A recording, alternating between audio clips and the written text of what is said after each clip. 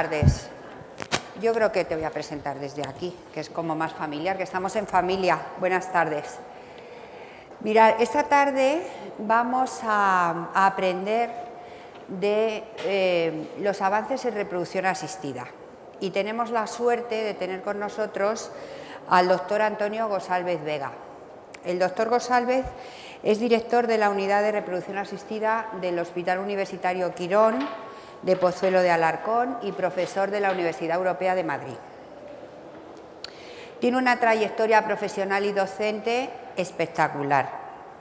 Yo no me voy a entretener mucho porque quiero que le oigamos a él, pero lo más importante que tengo que decir del doctor Gosalvez es su calidad humana. Me consta que es un clínico de primer orden, pero que es un ser humano de primerísima categoría. Todos los pacientes que pasan por su consulta, aparte de conseguir lo que ellos quieren, que es un bebé, vienen encantados por el trato humano y maravilloso que les da Antonio, ¿vale? Y eso hay que hacerlo notar aquí. Yo no os voy a decir nada más, que le agradezco enormemente que esté con nosotros, que le agradezco enormemente lo que nos va a enseñar y que es un tema que, como sabéis muy bien, lo vemos en la oficina de farmacia todos los días, cada vez con mayor frecuencia, y que tenemos que tratar también con muchísima delicadeza, como él sabe hacerlo. A ver si aprendemos, Antonio. Gracias. Muchas gracias, Pilar. Casi no se ha notado que somos amigos. No, pero es que es la verdad. Yo esas noticias no las tengo porque sea tu amiga, sino porque los pacientes me lo dicen. Bueno, buenas tardes.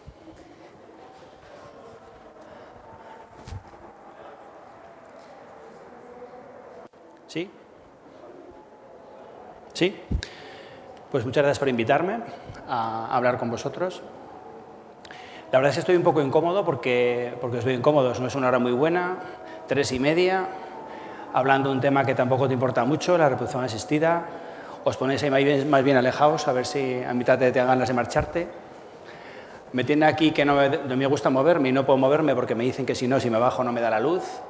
Me gustaría enseñarte cosas y que vinieras aquí a verlas, porque en tu farmacia no puedes abrir las cajas y quiero que lo toques y quiero que vengas, así que me gustaría estar más cerca, pero no puedo.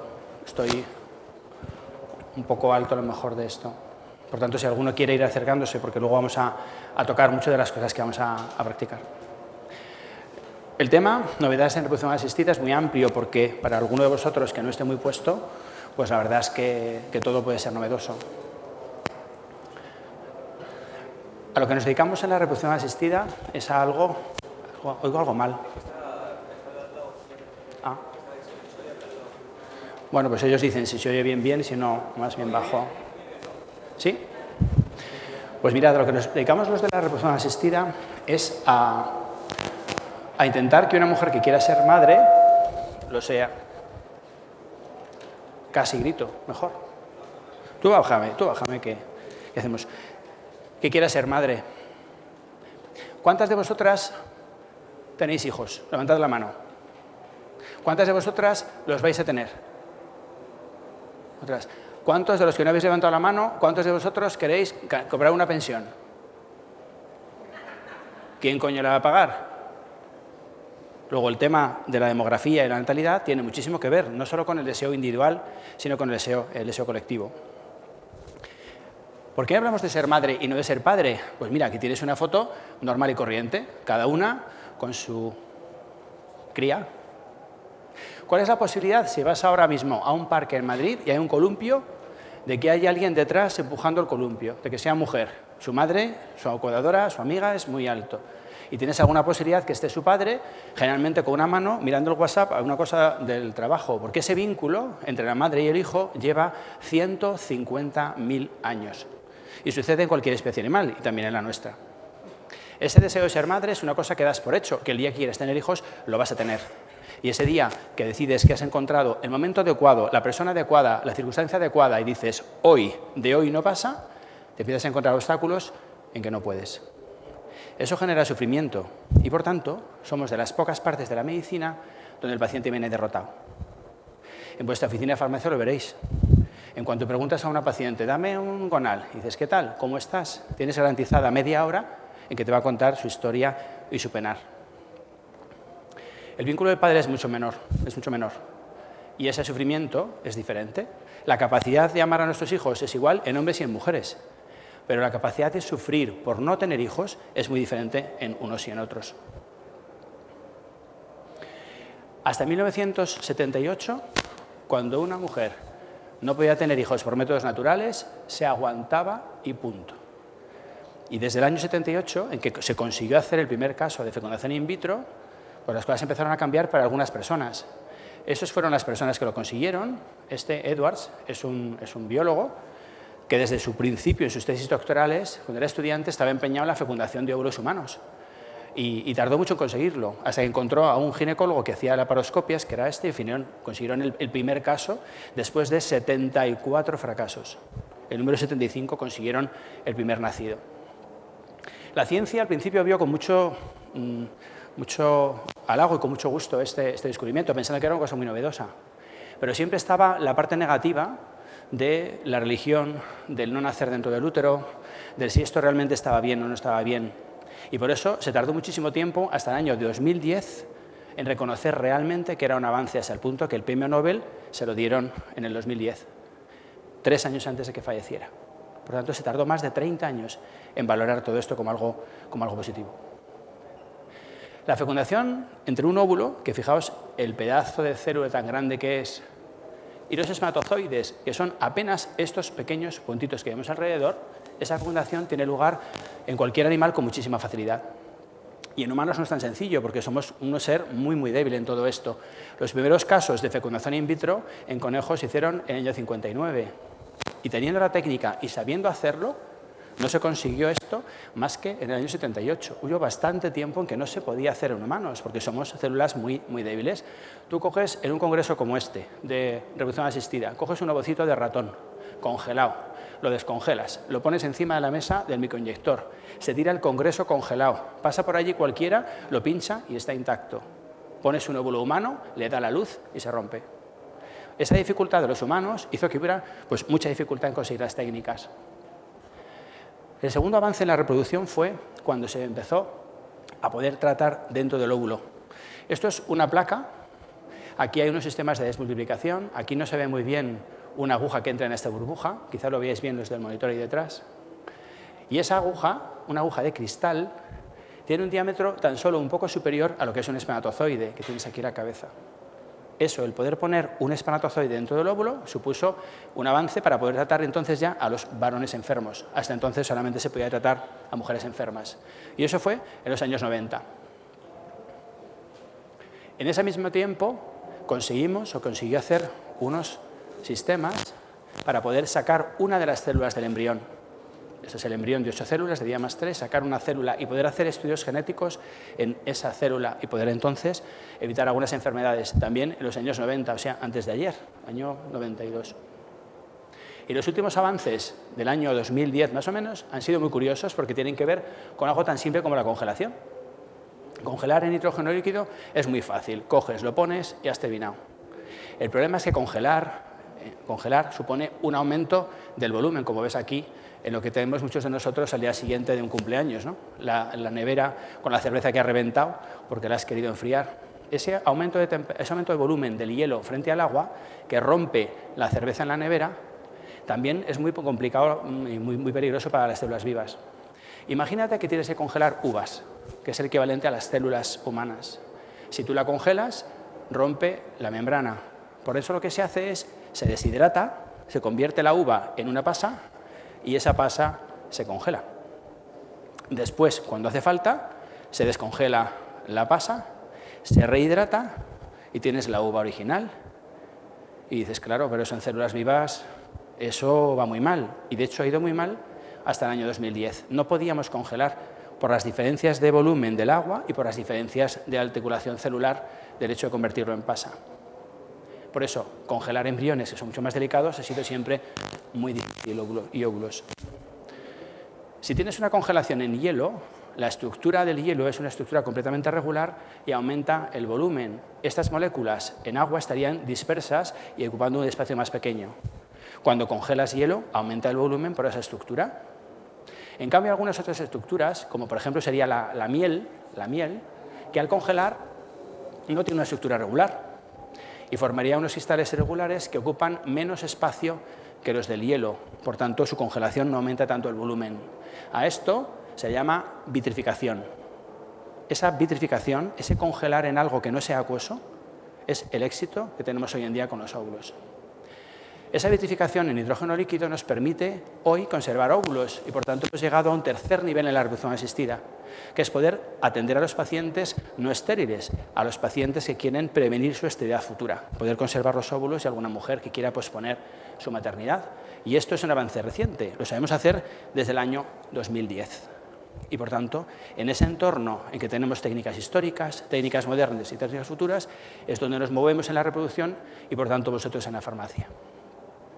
Ese saber congelar los óvulos nos ha permitido abrir la puerta a otros cambios sociales, que es a las nuevas estructuras de familia.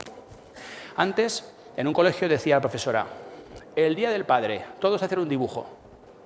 Y ahora dice, señorita, yo tengo 2 padres, ¿hago 2 dibujos? Señorita, yo tengo 2 madres, ¿yo hago dibujo o no hago dibujo? Señorita, mi padre vive con... Dice, mira, se acabó, el día de la familia. Y ese mismo concepto de pasar de una estructura familiar a una familia más amplia es lo que nos pasa hoy en día, que el concepto de familia es un follón. ¿Cómo son esos manejos familiares? Y esos cambios futuros, esos cambios de familia, nos van a arrastrar también a la prescripción y nos van a arrastrar a las nuevas maneras. Ya no vamos a ver tanta esterilidad y vamos a ver mucha más prevención de la infertilidad. Entrando en el tema que Pilar nos propone, ¿cuáles son las novedades que os afectan a vosotros en vuestra estructura de farmacia? Primero, algunas cosas básicas que nos van a hacer falta. El hipotálamo estimula a la hipófisis con una hormona que es la GnRH. Esta GnRH estimula a la hipófisis a fabricar FSH. Esa FSH estimula al ovario a hacer su función, que fabrica estrógenos, lo cual es percibido a nivel central. Para detectar la ovulación, que es lo primero que veis en la farmacia, los kits de detección de la ovulación, hay unos test parecidos a la orina, que puedes detectar con esas rayitas cuando aparece el pico del LH, y todo eso suena bastante simple. En la práctica es muy complejo, porque no sabes realmente nunca cuándo está sucediendo. Aquí estás viendo una paciente que se lo hizo el mismo día 3 veces y vio esas variaciones. Y, por tanto, hay una inducción por parte de la industria para vender ese tipo de test, cuando en la práctica esa mujer que busca tener hijos no hace falta más que busque su moco cervical para saber cuándo es más fértil. El intentar buscarlo con un detector de LH no tiene ningún sentido médico, no tiene ninguna necesidad, aunque veis que cada vez más y más y más os acuden a comprar ese tipo de test o incluso a comprar las maquinitas, persona, otros métodos que pueden ayudar a detectar la ovulación. Otra cosa que vendéis mucho en las oficinas de farmacia son los test de embarazo. Y hay muchos test. Es bastante sencillo. Mire, coges el test, si hay una rayita, no estás embarazada. Si hay 2 rayitas, sí estás embarazada. ¿Lo has entendido? Sí, pues te puedes comprar un test normal y corriente. Pero veis que hay algunos test que van un paso más allá y te dicen la cruz. Por si acaso eso no lo has entendido, una cruz. Si estás embarazada, sale una cruz. ¿Lo has entendido? Y si lo has entendido, pues te compras un test normal. Pero un paso más allá. Si con esto no te apañas, si no eres capaz de ver eso, te dices, bueno, la industria tiene algo para ti. Vamos a hacerte un test donde aparece la palabra embarazada. Así no hay ninguna duda de que lo vas a entender. ¿Ves? Si pone embarazada, estás embarazada. Si no lo pone, no lo estás. Y hasta aquí, como veis, es una suma de industria para detectar simplemente un vulgar test de embarazo. Y ya el cuarto nivel es este test, que ya encima te intenta decir las semanas de las que estás. Vamos a ver, un embarazo es el mismo. Si lo pones en una mujer de 50 kilos o una mujer de 150 kilos, la cantidad de hormona por orina será diferente, ¿verdad? Y si tienes una orina muy concentrada porque la noche anterior cenaste anchoas, o tienes una orina muy dispersa porque te has puesto ciega de cerveza, la cantidad de hormona por orina ha cambiado, ¿no? Con lo cual, ¿cómo vamos a poder decirte de cuánto tiempo estás embarazada si la concentración de orina no es constante? Por tanto, no tiene ningún valor científico y nos lleva a complicaciones constantes. Por tanto, si te piden un test de embarazo, ¿cuál? El más barato, el más simple. Si no es capaz de entender lo de 1 o 2 rayas, que no sea madre, el barato. Que luego va a tener dificultades, luego tienes que decir cacitos enrasados. Y dices, es que el concepto de enrasado no lo... Por tanto, aquí, a lo más sencillo. ¿Cuáles son los primeros fármacos que se empezaron a vender? Pues mira, al principio, como no había nada, lo primero que se inventó era unas pastillas de una hormona, que es un estrógeno mal hecho, que lo que hace es bloquea el efecto de feedback. Lo que está pasando aquí es que el hipotálamo fabrica una hormona que es GnRH, estimula a la hipófisis a fabricar FSH y el estradiol es percibido a nivel central y, por tanto, inhibe, es un sistema de servo. Si yo tengo ahí un termostato y aquí tengo un radiador, cuando aquí hace mucho calor es percibido por el termostato y corta el sistema. Si yo pongo una molécula que estorba en todo esto, si lo que hago es poner en el termostato un cubito de hielo, no percibe el calor ambiental y, por tanto, sigue calentando. Lo que he hecho ha sido desconectar el mecanismo central y eso es lo que hace el clomifeno. Lo que hace simplemente es estorbar a la percepción periférica de los estrógenos. Y, por tanto, la respuesta es on-off. ¿Funciona o no funciona? Cuando esa mujer tiene un ovario como este, que tiene muchos folículos, en lugar de tener la respuesta normal, que es tener un folículo crecido, o sea, que va a ser en el futuro un óvulo, y todo esto sin crecer, esa mujer, que la estimulan así on-off, puede tener una respuesta exagerada como esta, en que veis que tiene muchos folículos a la vez. Y eso lleva a las exageraciones y a las barbaridades que se pueden hacer con la reproducción asistida, como esta. Embarazo quíntuple. Siempre que hay un desastre en la reproducción, es un ginecólogo que no es de reproducción, que le suena, que le ha dado a su cuñado una pastilleja y tiene esto. Y esto no nos da miedo por tener muchos hijos a la vez, que es muy peligroso. Nos da más miedo por las secuelas enormes que lleva la prematuridad. Por tanto, el clomifeno en la reproducción es como el alcohol en las heridas. Hombre, curar cura. Con alcohol la herida se cura. Pero hay mucha más tecnología que ha mejorado para evitar los efectos secundarios o los riesgos que tiene el alcohol. Por tanto, es claramente obsoleto. Hay otro fármaco curioso, que si leéis en detalle el prospecto pone que es exclusivo para la oncología, que es el Femara, que sabéis que se usa en cáncer de mama porque es un bloqueante de la síntesis de estrógeno. Y lo pone clarísimo, es que pone en el prospecto, atención, si usted no es oncólogo, y es mentira, no es más que un bloqueante de estrógenos y que funciona exactamente igual que el clomifeno. Si quitas los estrógenos que tienen sangre, pues estás quitando el freno y por tanto ovula más. Y de hecho lo veréis que lo usamos en los ciclos de reproducción en paralelo con la estimulación en pacientes con cáncer de mama. Y es un bloqueante de la aromatasa, que es la que fabrica, la que cambia los andrógenos en estrógenos. Pero bueno, si la ciencia llegara sola hasta aquí, los pacientes lo seguirían pasando muy mal, porque simplemente con 4 pastillas y con los riesgos de hiperestimulación y con todo esto no habremos avanzado mucho. El avance más importante que ha habido en nuestra profesión viene de las técnicas. La técnica que se inventó en los años 50, la inseminación artificial, consiste pues, en coger una muestra de semen, extractar los mejores espermatozoides y colocarlos por vía vaginal a la vez que la mujer está ovulando. Es un método sencillo, consigue una tasa de embarazo baja, pero es suficiente para muchas mujeres cuyo problema único es el no ovular, o por ejemplo en pacientes no estériles que usan muestras de semen de banco para tener hijos, mujeres no estériles. Eso es lo que usamos en un primer nivel. En un segundo nivel, y es lo que da nombre casi a nuestra profesión, la fecundación in vitro, consiste en estimular fuerte la ovulación para conseguir que haya muchos folículos.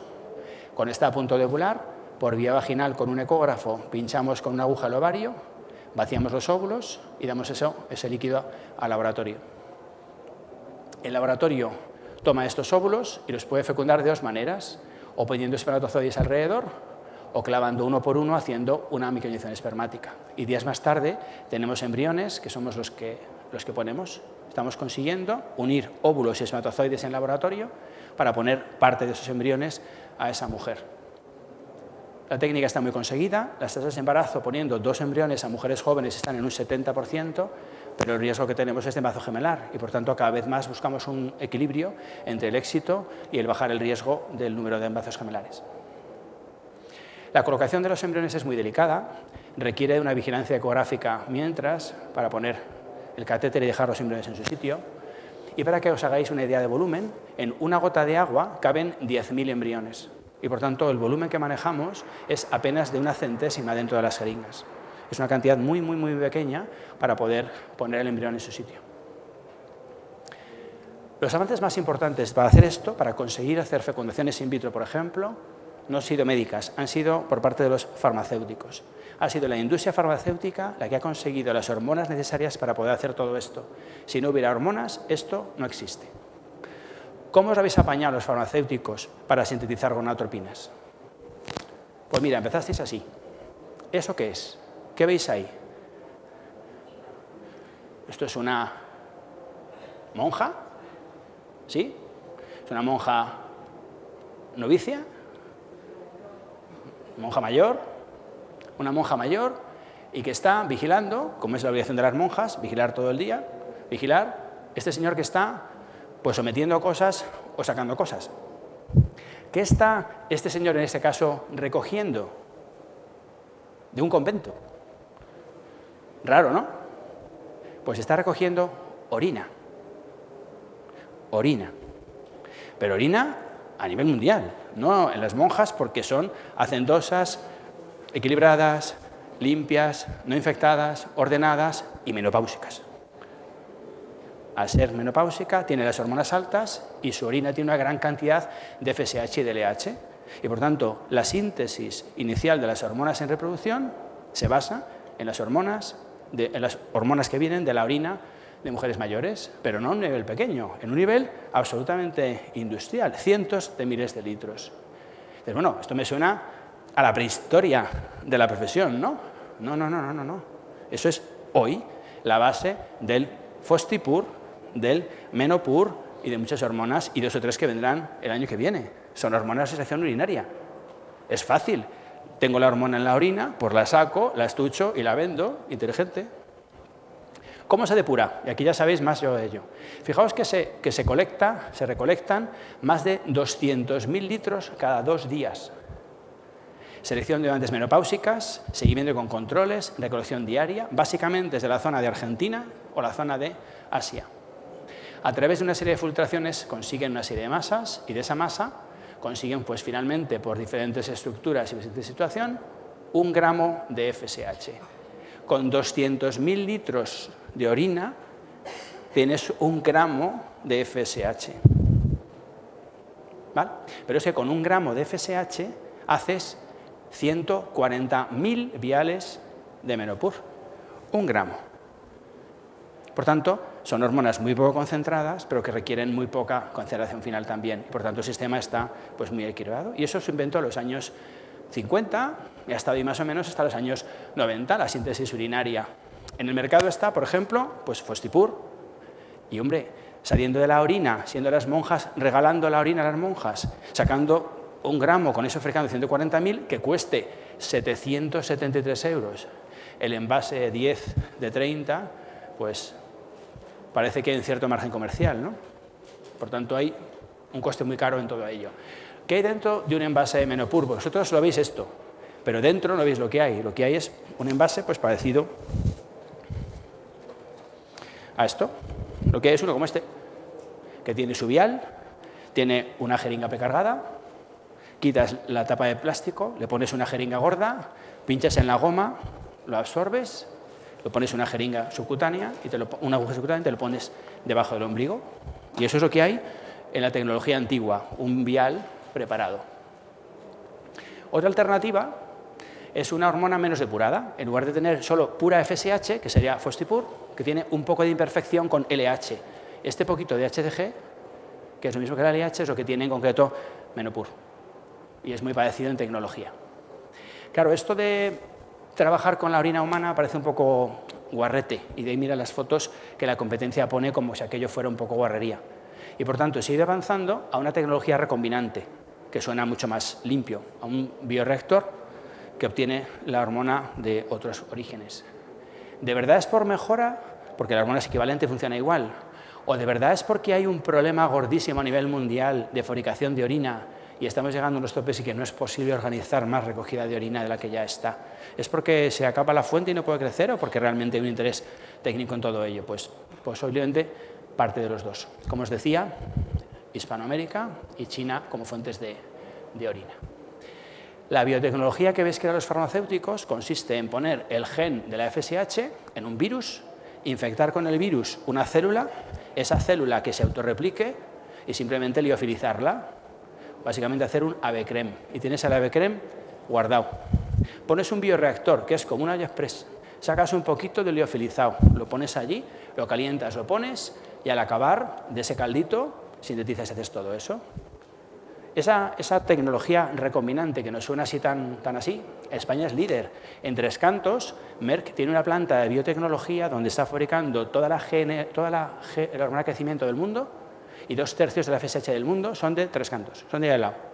Y esa planta que tiene Merck es un prodigio de tecnología a nivel mundial y fue inaugurada por el antiguo rey en el 94, creo que fue. Y de esas FSH recombinantes hay 2 en el mercado, Gonal y Puregón. El primer poligonal, que es este, que ya no se vende, es el modelo antiguo, es la primera tecnología recombinante que hubo. Hasta aquí ya tenemos un cambio, ya son hormonas recombinantes y, por tanto, ya la síntesis es más estable. Pero claro, ¿cómo medir la actividad hasta ahora de todo esto, las urinarias y recombinantes? Pues mira, por un test donde pones una inyección del lote, fabricas un lote. Claro, no sabes la orina de partida, cómo ha salido de concentrada y, por tanto, haces un lote. Pones esa inyección a 100 y pico ratas, pasados unos días operas a las ratas, les quitas los ovarios, pesas todos los ovarios del lote y te haces una idea. Y dices, bueno, pues entonces más o menos este lote va a tener no sé cuántas unidades. Claro, esa tecnología es pobretona y da una eficacia, da por lo menos una precisión baja, la variabilidad es del 20%. Si lo haces por cromatografía directamente, pues baja al 2%. Por tanto, la ciencia va avanzando a hacerlo cada vez más preciso. Y por eso, en el mercado hay todos están llenados por un bioensayo, todas, menos una que está en masa, que es Gonal. Y por eso la precisión de Gonal está un paso por encima de las anteriores. Y por eso, hasta noviembre de 2015, el fármaco costaba un 20% más que sus competidores, porque va un paso más allá y es todavía más preciso que los anteriores. Y de eso presume Gonal, de tener una superioridad galénica importante. En una cierta cantidad por miligramo de proteína, los demás dicen la HMG urinaria, este sería el Menopur, por ejemplo, pues tienen por miligramo unas cantidades parciales, 1/4 es hormona, 3/4 es hormona, y Gonal te dice que es exactamente esa vía masa, es exactamente eso. Y la eficacia pues es muy superior. Y de ese Gonal pues tienes el multidosis que veis, que no es más que, pues por aquí está, un envase para poder pinchar y sacar, el bolígrafo de Gonal, que es el líder del mercado de alto de gama, o por ejemplo Pergoveris, y son tecnología recombinante y pesado en masa. Ese es el más eficaz. El Ministerio de Sanidad, el diciembre de 2015, no sé por qué, lo hace al llegar a los 10 años de venta de Gonal, pues decidió igualar los precios y por tanto ha bajado el precio de Gonal y está por debajo de Puregón. Y por tanto este, que es el alto de gama, ha sido ahora mismo igualado por debajo y está el precio de los demás incluso un poco más barato. Cuando esos pacientes acuden a la consulta o a la farmacia y os compran el fármaco, ¿a que tenéis problemas con las agujas y las jeringas? ¿Nos piden constantemente? Sí, ¿verdad? Los laboratorios farmacéuticos tienen unos kits de cortesía donde nos dan en las clínicas unas cajitas, cada uno da la suya y donde se lo ponen todo muy fácil. Un DVD para torpes, un libro para torpes, jeringas, agujas y da el kit adecuado. ¿Por qué esto no se da en farmacias? Pues mira, no lo entendemos, no tiene ninguna lógica. Si el fármaco se genera allí y acá, pues tendrá que estar aquí y allá. Y por tanto podéis perfectamente levantar el teléfono y decir al laboratorio, oye, que me he enterado que hay kits de estos, ponme aquí ahora mismo 10 de cada cosa que salga al producto, yo quiero 10 de cada marca para por lo menos quedar bien con mis clientes. ¿Cómo hacéis hasta ahora? Pues mira, yo no sé qué os dan los que fabrican la bolsita de 10 de estas, que es la peor de todas y es la única que está en todas las farmacias. ¿Por qué? Vamos a ver, tú tienes que pensar. Dime. Claro, pero tú has cambiado de proveedor, tienes ordenador, te has modernizado, tienes esta tarjeta de estas. Sí, ¿verdad? Pues hombre, habrá que avanzar en la misma línea, porque esta jeringa pensada para insulina es tan débil, cuando coges y la pinchas en un bucharraco de goma, así, Gardabrov, está medio mellada, y luego cuando la sacas y pinchas aquí, pues como que no te entra. Entonces, bueno, es lo que debemos hacer los varones en farmacia. Primero voy a vender una maquinilla de afeitar. Bueno, pues entonces mire usted, se la araño primero por la moqueta y luego ya afeítese usted a ver qué tal le va con la que yo le digo. Buscad un tipo de jeringas que hay de todos los tipos y colores. Luego, si quieres tener en farmacia y que te salga, yo tendría jeringas de 2 mililitros, porque el paciente no es un experto, el paciente es medio torpón con razón y, por tanto, coge líquido, agua, aire, se le mete todo. Si le estás obligando a 1 mililitro, cuando encima el excipiente es de 1,1, pues el hombre lo va a ver con dificultad, con lo cual no cojas la de 1, sino coge jeringas de 2. Y luego, si puedes hacer que las agujas sean desmontables, pues te lo va a agradecer. Una la usas las veces que haga falta para preparar y cuando voy a pinchar en la piel, pues quito esa, pongo otra y me pincho. Con lo cual, jeringas de 2, pero desmontable, de cuello desmontable. La industria busca vender y cuando se acaba ya la rueda normal hay que investigar y hay que hacer nuevas cosas. Los híbridos, los fármacos nuevos, los biosimilares, todo ese mejunje que no sabemos muy bien si es bueno o es malo, es seguro o es inseguro, parte de esta idea. ¿Y si consiguiéramos hacer un híbrido que corriera como un caballo y comiera gusanos como un águila? ¿Y si consiguiéramos hacer, con lo cual si buscáramos fármacos híbridos podríamos conseguir las ventajas de varias familias?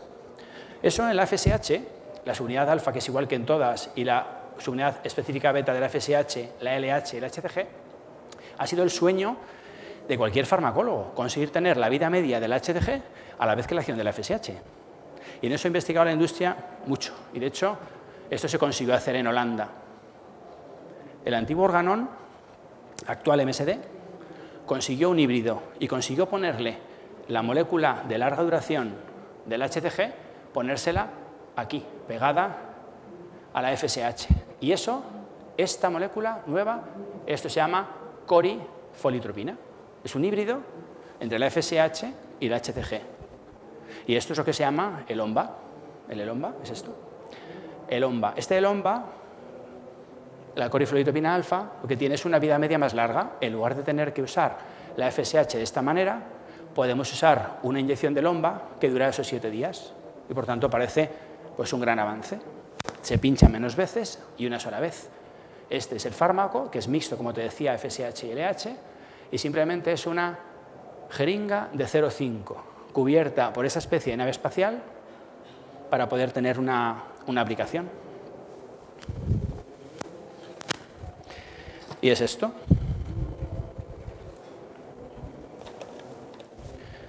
€665. Una inyección única. Lo cual, claro, se la puede poner el paciente, pero a ese precio casi mejor ven que te la ponga, porque como hagas un poquito mal el gesto, pues puedes tener un problema, ¿no? Como equivale a 7 días de medicación, pues es más o menos parecido a lo que tienes con el efecto anterior. En esa búsqueda de los híbridos, a veces salen cosas mal y salen cosas raras. No todo híbrido gana, no todo puede ser que gane o puede ser que no. Esos híbridos, por ejemplo, han salido fenomenal en la industria de la ganadería, el cómo consiguen mejorar las especies mezclando híbridos. O la industria, por ejemplo, de la fruta. Ahora, ¿hace cuánto que no ves una mandarina con pipos, con pepitas? Y cuando éramos pequeños todas tenían pepitas, ¿no? Ahora no tienen ni pepitas ni sabor, pero por lo menos han quitado ya las pepitas.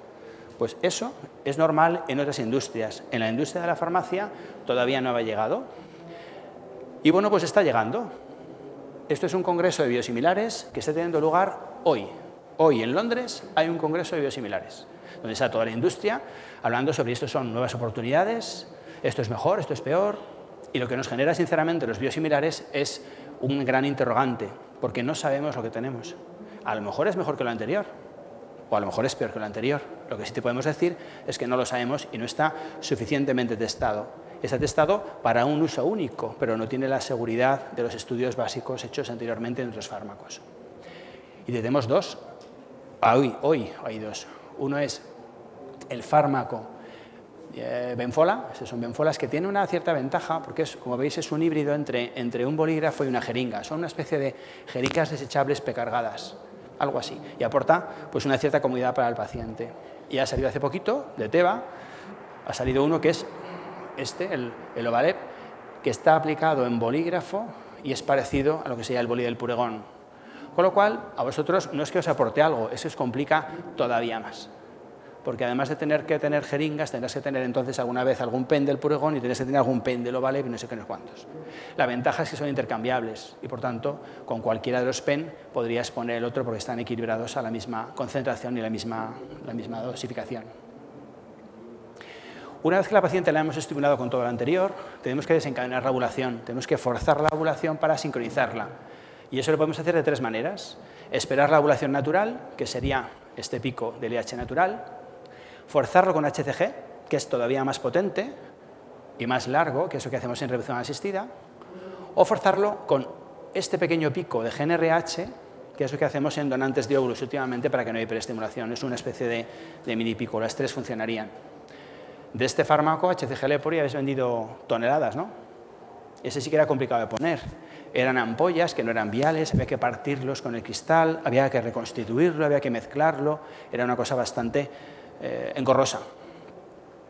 Y esto sale también de la orina humana, pero como es HCG, sale de la orina de la mujer gestante, que es la que tiene alta esta hormona. El Ovitrer es lo mismo, pero en recombinante y en bolígrafo es mucho más cómodo y de vez en cuando nos veréis usar el Decapeptil para esos usos especiales. Esta hormona, esta GnRH que he hablado al principio y ahora adelante, es interesantísima porque es el mecanismo que tiene cualquier animal inferior para comunicar su hipotálamo con su hipófisis. Este primer paso es lo que hace la GnRH.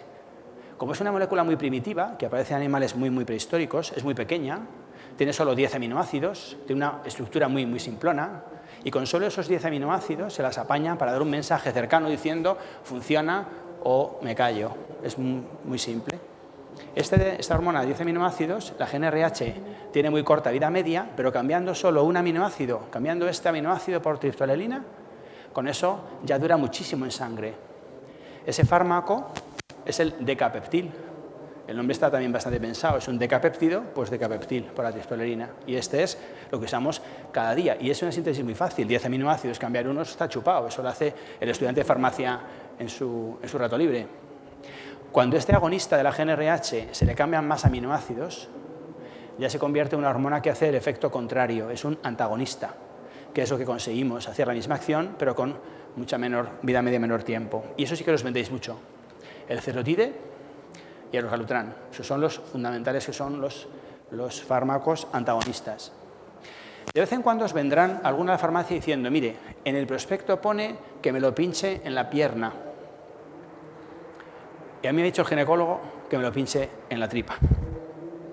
¿Qué es lo que pasa? Que cuando surgieron estos fármacos no querían que los efectos secundarios de las hormonas de esa época, que era el HMG, se les pudieran achacar a ellos. Y por tanto decidieron que no, que se pusieran en un sitio aparte, que era en ese caso la pierna. No tiene ningún sentido. Se puede poner donde quiera y es mejor ponerlos juntos y debajo del ombligo en lugar de ponerlos en la pierna.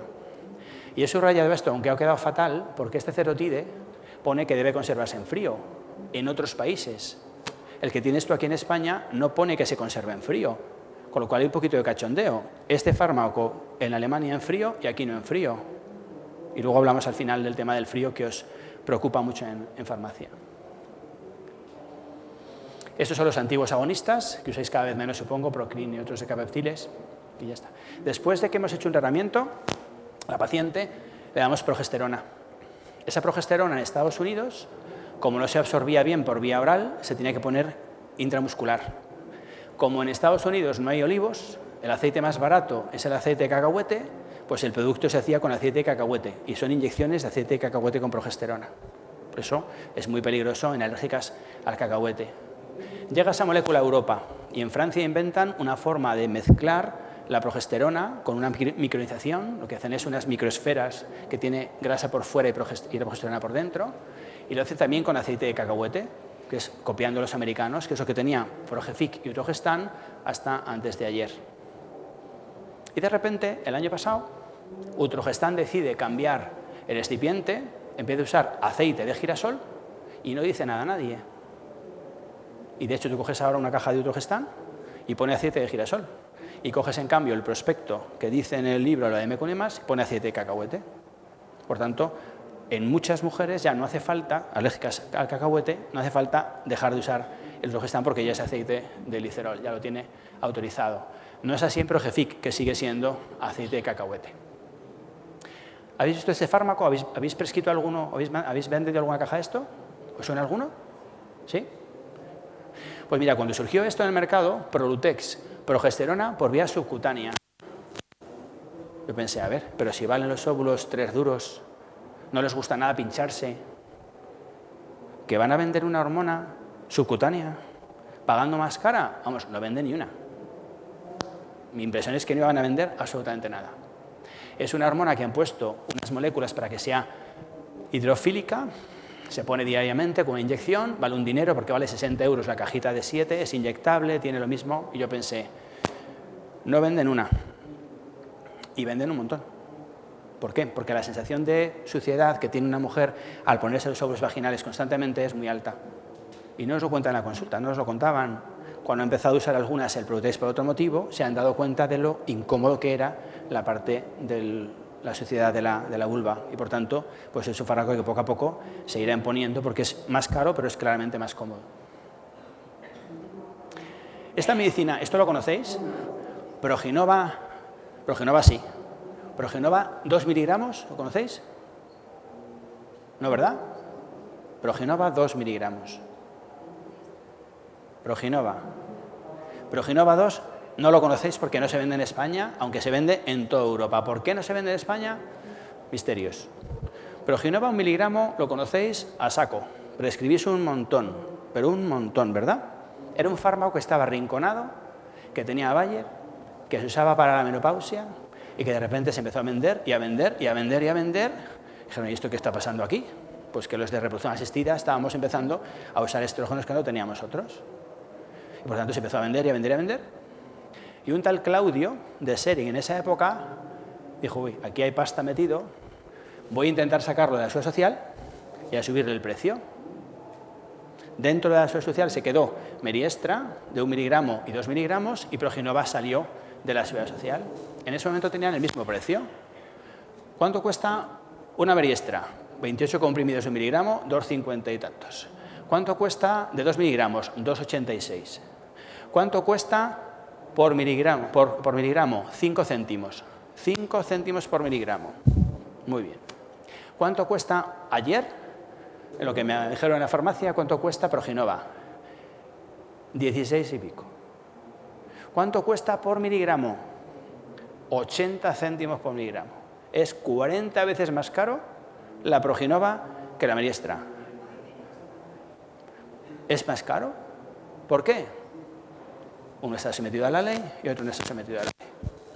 Si tú tuvieras un fármaco que vendieras esto y perdieras dinero con él, Novartis en ese caso, si pierdes dinero por el fármaco, porque en España la ley es tan estúpida que no permite actualizar siquiera el IPC, y como me he comprometido a venderte, aunque estés por debajo de mis costes, te tengo que seguir vendiendo ese precio, ¿tú crees que le pondrías mucho cariño a la cadena de producción, distribución, mantenimiento? Pues ¿qué te pasa? Que pides Meriestra y dice, no está, y te dice quien sea, Cofares o el que te toque a ti, el que tú quieras, no hay, y tú dices al paciente, no, es que no hay, pero ¿cómo lo va a haber? Si alguien quiere comprar y tiene pasta, ¿cómo lo vas a vender? Pues porque no se permite esos manejos. ¿Por qué sigue un laboratorio perdiendo dinero? Porque la ley no le deja salir, porque es el último fármaco directamente, y porque ya habrá algún acuerdillo por ahí debajo para que alguien siga teniendo un enriquecimiento muy potente. ¿Lo que estoy diciendo es verdad o es mentira? ¿Verdad, eh? Vale. Por tanto, no puede ser. No es sensato que una cosa cueste 40 veces más que otra siendo lo mismo. ¿Qué más cosas usamos o vamos a usar? Pues mira, los parches de estrógeno no son específicos de menopausia, los usamos también en reproducción asistida. Y en el próximo año o 2 años vais a ver un incremento brutal en el consumo de geles de andrógenos. Porque es la tercera pieza que nos falta en el mundo del bienestar femenino, además de los estrógenos y de la progesterona. Y por tanto, eso es el siguiente paso comercial prácticamente seguro de todo esto. ¿Qué más cosas tienen que ver con la reproducción asistida? Pues con el embarazo y con todo aquello. Pues mira, esto lo traigo aquí porque aunque soy bastante amiguete de gente de Angelini, me parece que es patético. Esto es una vergüenza que los médicos y farmacéuticos permitamos que esto esté en la calle. Mira, descubre el nuevo pack ahorro de Leotron. Leotron, a ver si suena así ya potente. 60 cápsulas. Ideal para familias con energía, sin gluten, sin doping, polivitamínico con jalea real y ginseng. el extra de energía que necesitas. Entonces, vamos a ver. La energía viene del consumo de los glucosa, de los hidratos de carbono, de la proteína, de lo que sea, pero cero de las vitaminas. Es mecánicamente imposible que aunque te comas kilos de vitaminas, tengas ninguna opción, y más en opción de miligramos. No tiene ningún sentido, no genera ninguna energía. Pero como la ley permite vender cosas inservibles, ahí está, en el mercado. Y demás, ¿cómo lo vendo más? Pues le pongo el nombre, pongo el pack, el desarrollo, el ahorro, ginseng, usted, lo que usted quiera, pero cómprelo. La jalea real es un nutriente que sería muy eficaz para ti si fueras abeja. Pero como eres humano y comes de todo, no tiene más sentido para ti el comerte una flor que una coliflor, que la jalea real es un vegetal que tiene una serie de condicionantes, no es un elemento máximo de elixir. No tiene ningún sentido para humanos, o para tener, te digo, para insectos. Las vitaminas, ¿dónde están? Están en los alimentos. Por tanto, si quieres alimentarte correctamente, hazlo. Si quieres suplementar con vitaminas, intenta hacerlo con los alimentos que es la fuente de origen, pero con un suplemento vitamínico no vas a conseguir normalmente mejorar ningún estado como tal. ¿Cuál es el problema? Que si vivierais de vender fármacos, moríais de hambre. Vendiendo, ¿cuánto cuesta? Ibuprofeno 600. Pues es que es un insulto. Es que es un insulto. Que tú como profesional llegas a un sitio, tengas la tienda, abras directamente, te pongas una bata directamente y con eso de apenas 1,90 por el tema, es que esa ley no está equilibrada, está justa, con lo cual la ley te obliga a fuentes de financiación. Y así tenéis las farmacias ahora, que vas allí, os faltan, bueno, vender entradas, pelotas de tenis, lo que tú quieras, pésate, vístete, te hago lo que quieras, masaje, venta, y entonces una farmacia actual, pues hombre, es esto. Farmacia, homeopatía, crema anticelulítica, lo que sea. ¿Y qué queda de farmacia y de fármaco al fondo? Pero es verdad que la ley os obliga, o la sociedad os obliga, a ser cada vez menos farmacéuticos y cada vez más, desgraciadamente, comerciantes de esa situación, de esa industria. Y llega por último, no me voy a ir de aquí sin darle me sobran, porque mira, de los 5 minutos me sobra uno para darme el placer de darle una puñalada, todo lo profunda que sea, a la tontería de la homeopatía. Y los otros 4 lo que queráis. Vamos a ver. El agua es una molécula que tiene hidrógeno y oxígeno. Punto final. No tiene más. Porque si tiene más cosas, no me la bebo. El agua no puede tener memoria. Y por tanto, no hay ninguna cosa que pueda haber en la memoria de las cosas. ¿Sabéis lo que es el suicidio homeopático? Todos los años quedan un grupo de científicos aficionados a la ciencia y por tanto odiosos de la no ciencia y van a una farmacia diciendo, por favor, ¿me das el sedante homeopático más potente que tengas? Y se llevan un bote. Llaman a la prensa, se van a un parque, cada uno con su bote, firmad, cada uno se jama el bote homeopático, juegan las cartas un rato, al rato se despiden y se van a su casa y lo hacen todos los años. Todos los años se suicidan para demostrar que dentro de la homeopatía hay esto, agua. Espera un momento, que le preparo su brebaje homeopático. Y por fortuna, el agua no tiene memoria, porque te recuerdo que si tuviera memoria, tendríamos un problema muy importante, porque estaríamos constantemente bebiendo lo que defecamos. Y por tanto, pues tenéis un problema. Sois farmacéuticos, sois científicos, estudiáis una carrera, pero la sociedad y la industria os lleva a otros derroteros.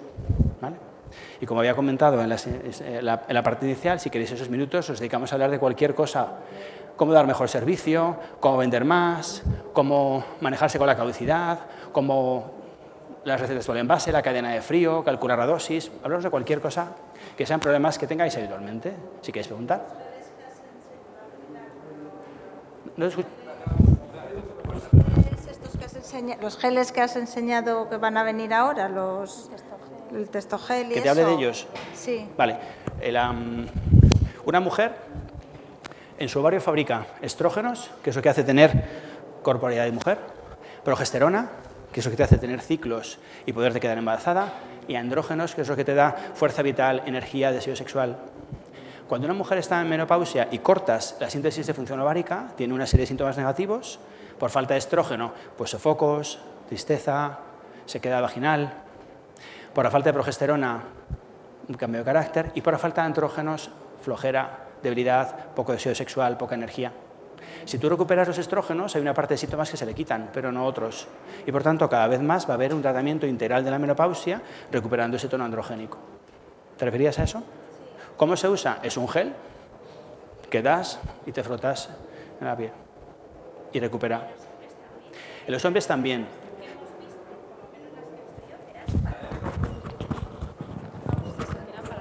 Me dices que la prescripción es para hombres, claro. Mira, los hombres estamos fatal. Fatal. De semen, horroroso.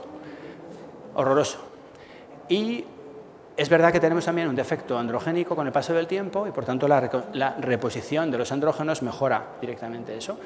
Los urólogos lo usan en algunos factores masculinos, podría tener algo que ver con el deseo, con la impotencia, aunque realmente tiene más que ver con el deseo sexual que con la parte de la genitalidad. Por eso, pues bueno, han empezado por ahí, pero pronto llegará la parte de la mujer. Vale.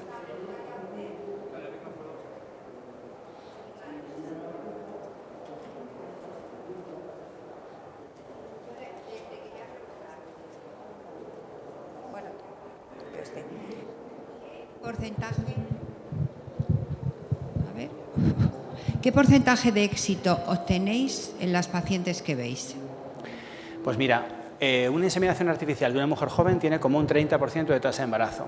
¿Y qué es una mujer joven? ¿Hasta qué edad podemos hablar de mujer 33. joven? Vale. Lo siento. No. Es que sobre eso se Mediana habla mucho, como de se 34 retrasa a tanto 30. la maternidad. Mediana de 34 a 37. No tan mediana de 38 a 39. Y de 40 en adelante, emergencia. Ya. Emergencia. La percepción social es otra, porque como esa mujer que tiene 40 años está en perfecto estado, si se quiere poner a correr la maratón, entrena y la corre. Choca el malestar y el problema de su ovario con su realmente calidad corporal. Pero si un 30% en inseminación, un 50 y tantos en fecundación in vitro, un 60 y tantos en donación de óvulos por ciclo. En las jóvenes, dices. En inseminación en jóvenes, en in vitro en medianas y donación de óvulos en cualquier edad. En cualquier edad. ¿Cómo vender más? ¿Les os interesa o no? ¿Qué nos cuentan los pacientes cuando llegan? Que no tienen ningún apoyo. Tú no puedes regalar fármaco, no puedes hacer favorcillos, pero sí puedes dar cariño. Con lo cual, tú puedes, por ejemplo, a todas estas pacientes de reproducción regalarles algo que no sea un fármaco, por ejemplo, un test de embarazo. ¿A ti qué te cuesta el coste del test de embarazo? 4 duros. ¿Tú sabes esa mujer, como le regales el test de embarazo, el subidón que se va a llevar? Toma, como te lo vas a acabar haciendo, toma, aquí lo tienes. Eso importa mucho. Regalad esa situación. Hacedlos fáciles en esa condición. Y si tienes un problema con el paciente, no se lo plantees al paciente. Para todo y me dices el teléfono de tu centro y levantas. Oye, mira, soy el farmacéutico de aquí y tengo aquí una señora que me pide tal y cual y dice no tener jeringas. ¿Cómo hacemos? Tienes un problema de falta de caducidad, está a punto de caducarte un fármaco. Llamas a cualquiera de nosotros. Oye, mira, que estoy aquí y pasa esto. Y nosotros cogemos y te decimos, oiga, señora, ¿le da usted igual comprarlo aquí que irse a tal farmacia a hacer no sé cuántos? Oye, ten ese cariño prevento, consigue de estos, consigue los kits de jeringas y ten por allí para, oiga, tome usted aquí un Menopur, pues mire, tome las jeringas de Menopur que me ha venido a dar el laboratorio. Dales cariño, hazle sentir que eso no es así. Y si tienes cualquier problema de recetas, cualquier cosa, la retienes, me llamas a mí y me pones a caldo, pero no al paciente que ya está suficientemente comprometido y problemático con el estrés de todo aquello, ¿no? En el caso de que los tratamientos no fueran efectivos, ¿cuánto os aconseja para evitar ciertos efectos adversos en el futuro? Vale. La fecundación asistida en los primeros 20 años no se sabía muy bien si a largo plazo podía generar cáncer de ovario, por ejemplo, o cáncer de mama, o disminución de la reserva ovárica o algún problema. Pasados 20 años, que es más o menos el año 2000, salieron los primeros estudios para demostrar que el riesgo acumulado de cáncer de ovario o de mama era nulo, excepto duda en el clomifeno a largo plazo. Salvo el clomifeno, lo demás es efecto nulo. No aumentamos realmente nada, porque los óvulos que tú sacas en reproducción son los que tiras cada mes. Tu ovario saca un cazo de 50 óvulos. Uno lo ovula, lo demás lo tira a la basura. Y nosotros de eso que saca lo estimulamos para rescatarlo. Aunque una mujer hiciera el bruto e hiciera un ciclo de estos todos los meses de su vida, que hay que estar mal del coco para hacer esto, tampoco se gastaría. Por eso, cuando se dejan de hacer técnicas de reproducción asistida, es por el fracaso emocional o por el fracaso personal, no por incremento de riesgo. No es porque su ovario se dañe. Por eso la ley nos permite, una mujer joven, que done óvulos repetidas veces. ¿Por qué? Lo tenemos clarísimo, en el mama no hay la mínima incidencia. El cáncer de mama no aumenta por los estrógenos, no, aumenta por la edad, por ser mujer, por la industrialización y por no tener hijos pronto. Todo eso favorece el cáncer de mama. Cuando tienes un tumor de mama, estrógeno dependiente, crece más rápido. Pero es que tú, como mujer joven, tienes las hormonas ya elevadas, da igual que te trates para reproducción o que no te trates, tienes sus hormonas. Otra cosa es una mujer en menopausia, que tiene las hormonas por el suelo y que al darle hormonas crezca un poco más rápido. Pero esto no aumenta nunca el riesgo de tumor de mama. Dentro de la sensatez del proceso, que son técnicas caras, complejas, por tanto hay mucho más problema emocional. Por ejemplo, en nuestro entorno se hacen 3 o 4 ciclos de fecundación in vitro. En Irán, Turquía, Israel, en países con otras religiones, donde solo se es hijo si es hijo de tu sangre, se hacen hasta 12 ciclos FIV. En ese entorno, aquí es una barbaridad, allí es una cosa razonable. Por eso no hay un riesgo acumulado.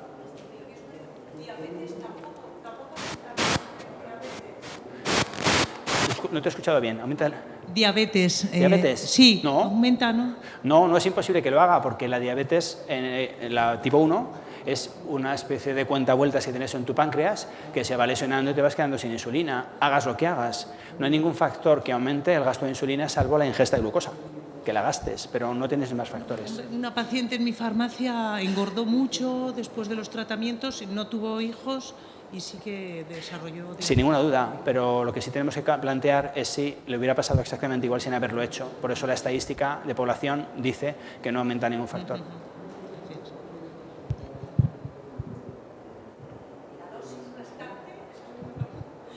¿Cómo calcular la dosis restante? Sí. Bueno, mira, todos los fármacos tienen un sobrellenado.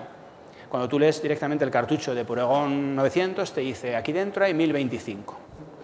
La paciente se pierde porque se pone un poco, se le ha caído, no sabe. Tú sacas el cartucho, por ejemplo, del Puregon, pones una raya con un rotulador de los que pinta en cristal, pones una rayita allí, se pone una dosis y lo vuelves a mirar y ves cómo ha bajado, cómo se ha movido esa goma y puedes perfectamente estimar lo que puede quedar en todo esto.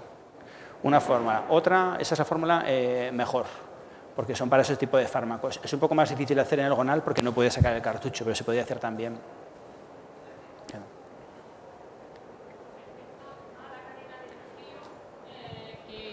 No inciden mucho tanto en farmacia, pues oficina muchas gracias, de farmacia como farmacia muchas gracias hospitalaria. Vale, por tu pregunta, gracias. porque casi se me escapa y es fundamental que hablemos un poco de eso. Mirad, la cadena de frío para algunos fármacos tipo las vacunas es sagrada. No sé hablar porque creo que es muy importante, pero yo no sé de ese campo de la medicina.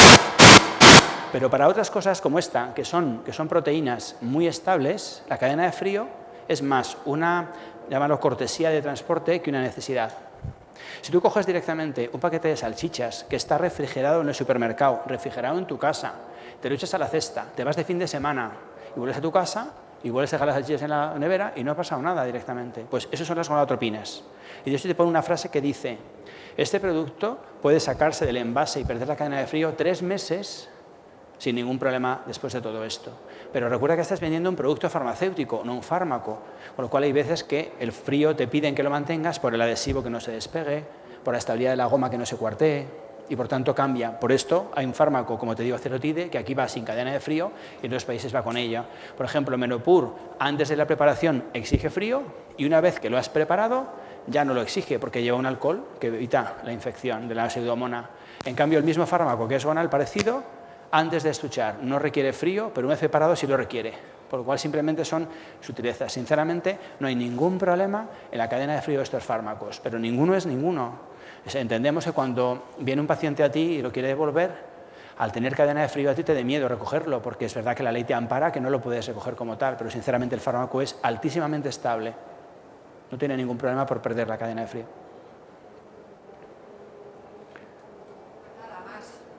Muchas gracias por vuestra presencia, muchas gracias a Antonio porque nos ha dado una lección magistral de reproducción asistida.